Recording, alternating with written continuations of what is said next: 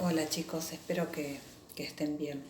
Bueno, la idea de hoy es comentarles un poquito acerca del texto que vamos a empezar a trabajar, que es un texto de Mariana Carol y pertenece al libro que se llama De la infancia a la escuela, Infancia, Socialización y Subjetividad.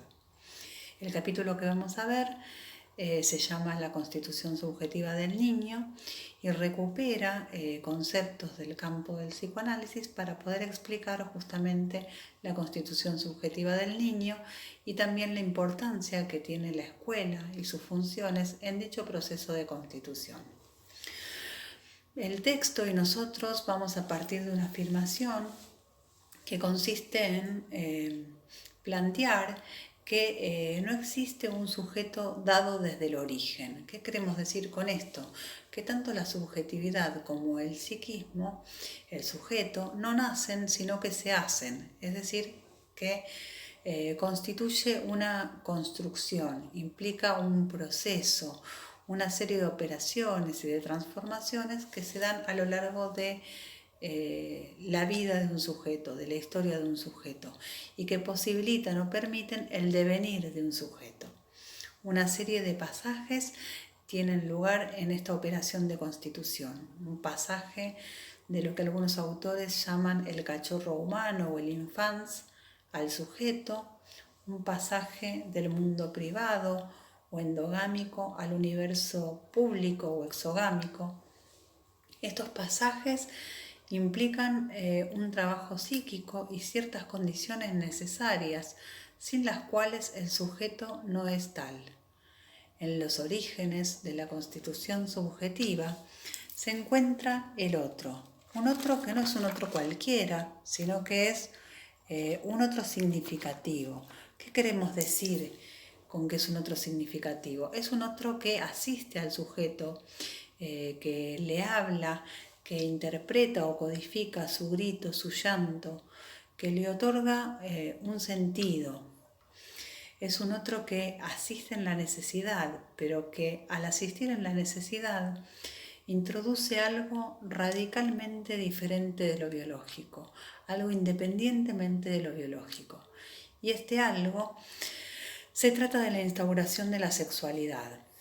Este vínculo con el otro, este lazo con el otro, este encuentro con el otro que asiste al niño introduce un plus, introduce una energía, introduce un placer, una tensión sexual que representa para el aparato psíquico o para el psiquismo incipiente un trabajo.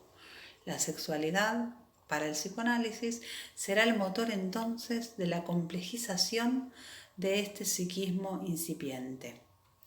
Entendemos por sexual la ganancia de placer a partir de ciertas zonas del cuerpo. Si pensamos, por ejemplo, a partir de este encuentro con el otro y de su alimentación, la succión del niño en el vacío que persevera aún después de haber sido alimentado, podemos situar allí una ganancia de placer que es completamente independiente de la nutrición. El trabajo de representación, de simbolización, de ligazón, de esta tensión o de esta energía, implica de alguna manera la complejización del psiquismo. Para trabajar la constitución subjetiva, la autora va a explicar o a introducir ciertas funciones que la determinan. Por ejemplo, la función materna.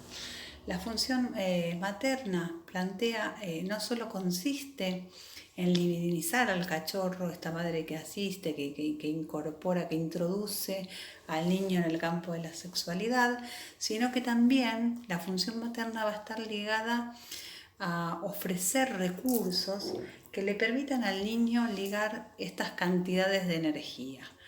La madre, de alguna manera, ofrece sentidos, significa, nombra, interpreta, codifica, y al hacerlo permite o transforma este llanto o este grito de alguna manera en un pedido, ¿sí? Lo interpreta como un pedido de abrigo, de alimento, de afecto, de sostén. La madre, dice la autora, ejerce una violencia primaria, pero esta violencia primaria que tiene que ver con esta imposición de sentidos, de significaciones, esta codificación, es legítima y necesaria. Es legítima y necesaria porque es fundante del psiquismo en un primer momento. Ahora, cuando esta violencia, esta imposición perdura más allá de este primer momento, en realidad funciona como un obstáculo para la constitución subjetiva. En tanto impide de alguna manera la creación de significaciones propias por parte del sujeto, que tiene que desarrollarse hacia una cierta autonomía. Será necesario entonces la función paterna también, al igual que la materna, es una función simbólica, y esta función hará efectiva una separación entre la madre y el niño, que será la que posibilite una salida de esta relación originaria. Esta separación es necesaria para propiciar una salida a lo social.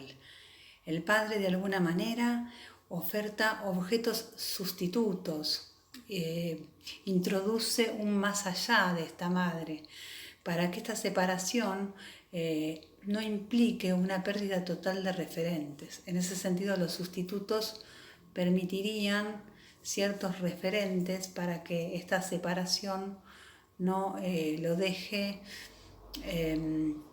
perdido, digamos, en lo que tiene que ver con un vacío total o absoluto de referentes.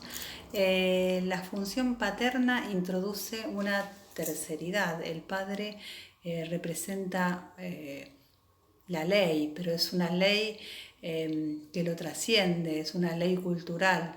Introduce la prohibición del incesto, y de esta manera, a partir de la función paterna, posibilita una salida exogámica. Habíamos dicho que uno de los pasajes que se dan en lo que tiene que ver con la constitución subjetiva es este pasaje de la endogamia a la exogamia.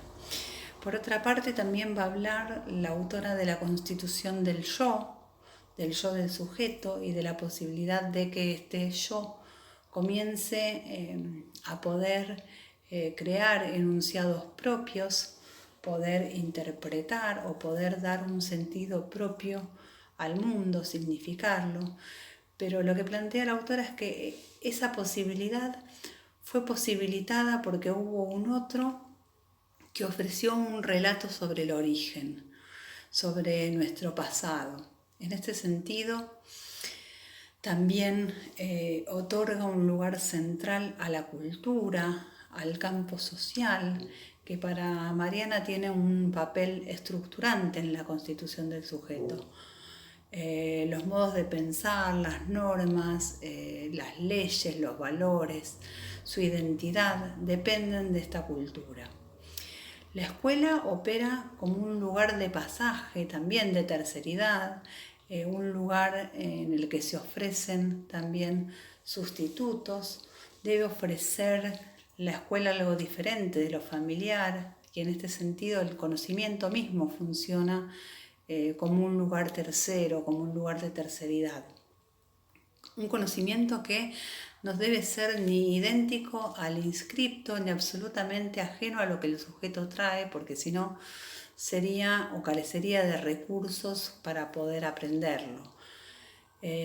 Cuando la constitución subjetiva aparece de alguna manera obstaculizada, el lugar simbólico del educador y de su práctica opera muchas veces como facilitador de estos complejos procesos de constitución subjetiva. En ese sentido, plantea el lugar central que tiene la escuela para funcionar como facilitador de estos procesos de constitución, aunque muchas veces también funciona o puede funcionar obstaculizándolos. Bueno, un poco es un recorrido breve y ajustado del texto, pero bueno, después a partir de preguntas o dudas que ustedes puedan empezar a plantear, podemos ir abriendo un poco más o desarrollando un poco más algunos de los conceptos que queden pendientes. Bueno, los dejo y espero que sirva la explicación.